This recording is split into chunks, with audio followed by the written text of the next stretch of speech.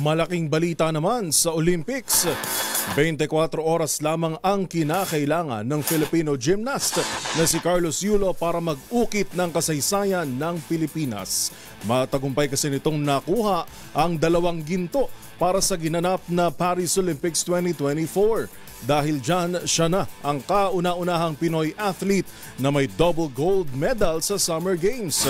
Makibalita tayo kay Matchpoint Mili Borja. 2 beses narinig ang pambansang awit ng Pilipinas sa 2024 Paris Olympics nito lamang nagdaang weekend. Yan ay dahil hindi lamang isa, kundi 2 ginto ang nasungkit ng Filipino gymnast na si Carlos Edriel Yulo sa men's athletic gymnastics.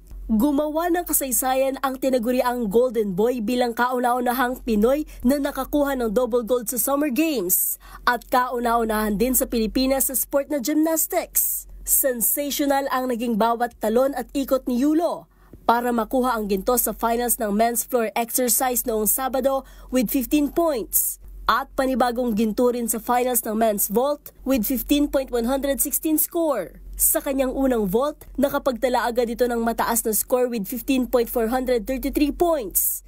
At sa kanyang second vault, nakakuha naman ito ng 14.800, sapat na para mapanatili ang pwesto sa top spot ng naturang event. Tinalo ni Yulo ang 7 nitong katunggali, kabilang na dyan ang Tokyo Olympic bronze medalist na si Artur Davtyan ng Armenia. Dahil sa makasaysayang panalong ito, sinamahan ni Yulo ang kauna-unahang Tokyo Olympic gold medalist na si Heidelin Diaz bilang mga natatanging atletang nakapag-uwi ng ginto sa Pilipinas. Para sa MBC TV Network News, ito si Mili Borja, una sa Pilipinas, una sa Pilipino.